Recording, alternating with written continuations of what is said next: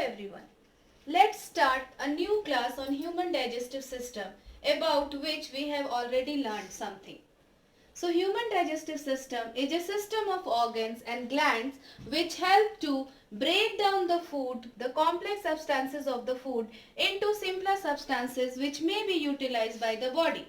And it is, as we have already learned, it is made up of alimentary canal starting from mouth to anus and the associated glands like liver, pancreas and salivary glands. To know more about this system of organs and glands, you may watch my previous videos.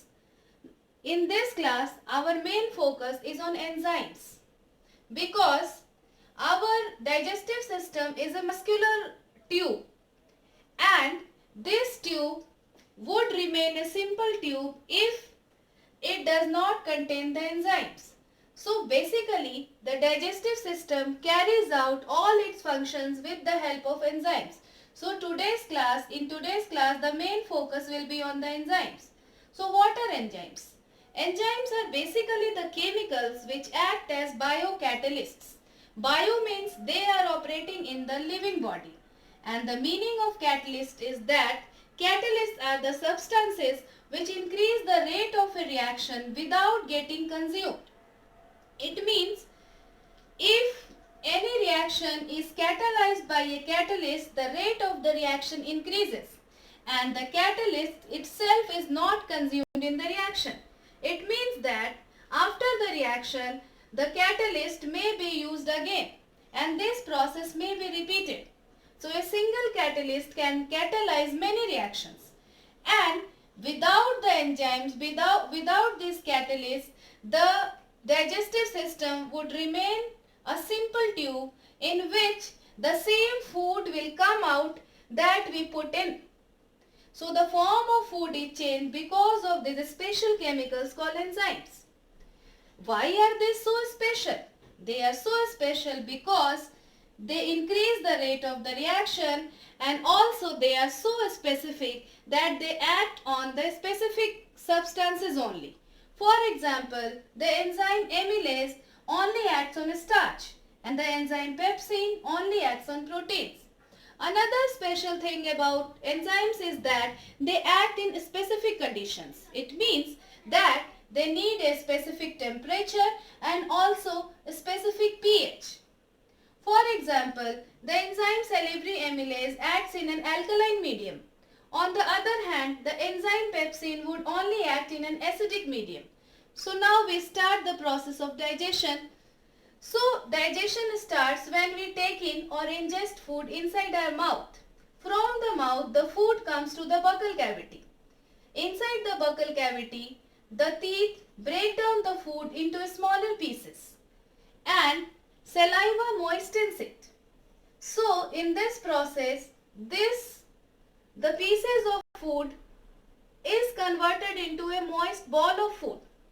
Apart from this physical digestion, inside the mouth, there happens a chemical digestion of food. And this chemical digestion of food is held with the help of an enzyme which is called salivary amylase. This salivary amylase digests the complex carbohydrate starch and convert it into maltose. Maltose is a disaccharide. And this salivary amylase is alkaline in nature. So what is another role of this alkaline salivary amylase? Actually, when we are eating sugars, some bacteria also grow on it. And after eating the sugars, these bacteria produce acids. These acids may corrode our teeth and cause cavities in that. So, this salivary amylase, being alkaline in nature, neutralizes the acid produced by the bacteria. But what happens during dental caries? During dental caries, what happens? These bacteria, along with the food, forms a layer on the teeth, which is called plaque. This plaque prevents the action of alkaline amylase on the acids and the tooth is not prevented from getting cavities.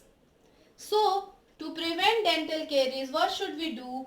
We should avoid eating sugary substances, as well as we should brush after eating food. And we must brush twice every day so that there are no chances of accumulation of plaque on our teeth. Now, from the buccal cavity, the food comes to the pharynx. The pharynx has two ways. One is the food pipe or esophagus, and another is the windpipe. So there is a possibility that instead of taking the path of esophagus, the food may take the path of windpipe. But this does not happen because there is a flap of tissue called epiglottis. When the food is passed through the pharynx, what happens? This epiglottis closes the windpipe. So food is prevented from going to the windpipe and always goes to the food pipe. Inside the food pipe, it does not happen that it simply falls.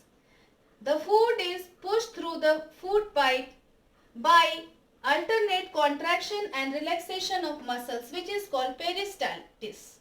This peristalsis is similar to squeezing a toothpaste from a toothpaste tube. To take out the toothpaste from a toothpaste tube, you press it from the back. Due to its contraction, the toothpaste is pushed further. The same thing happens in the esophagus.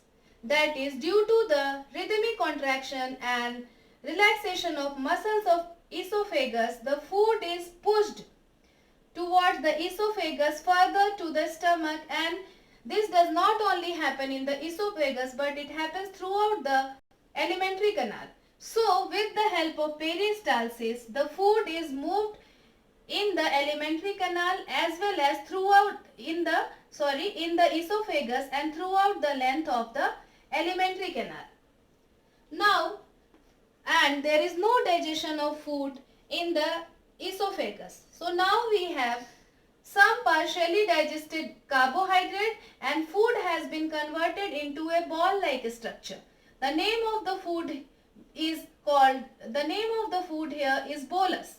This bolus passes through the esophagus with the help of the peristaltic movements of the esophagus. At the end of the esophagus, there is a ring of very strong muscles which act like a valve. This valve is called esophageal sphincter. These sphincter muscles normally remain closed so that the contents of a stomach does not move back to the esophagus. Only when we eat or when we drink and the food reaches the last part of the esophagus that this ring of muscles open.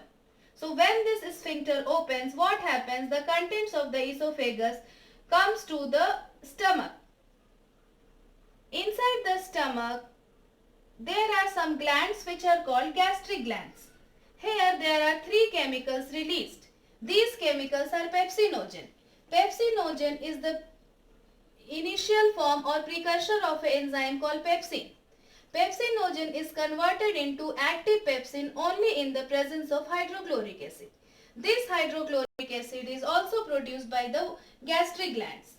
Another function of hydrochloric acid is that it kills the germs like bacteria which enter the stomach along with the food through the mouth.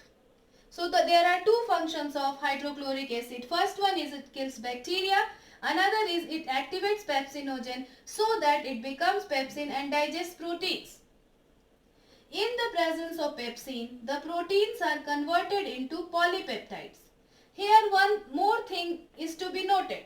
Pepsin only acts in an acidic medium. As I already told you that all the enzymes work in a specific pH. This specific pH is provided by the hydrochloric acid. And this hydrochloric acid also neutralizes the alkalinity of the food because the food is mixed with saliva which is alkaline in nature. So, stomach seems to be a very dangerous place because the hydrochloric acid which you find only in the labs and consider it very corrosive, in fact it is very corrosive, is found in the stomach. So there is a possibility that this hydrochloric acid and this protein digestive enzyme pepsin, very strong protein digestive enzyme, may digest your stomach. But this does not happen. Why? Because there is a secretion of another chemical called mucus. This mucus lubricates the inner part of the stomach wall and prevents the action of hydrochloric acid and pepsinogen or pepsin. So the function of mucus is that it gives protection to the inner lining of the stomach. Here there is one more interesting thing. Normally the sphincter is closed. So the acids and the food inside the stomach is contained inside the stomach only. But sometimes what happens, due to the increased pressure inside the stomach, this sphincter opens and the acidic content comes back to the esophagus.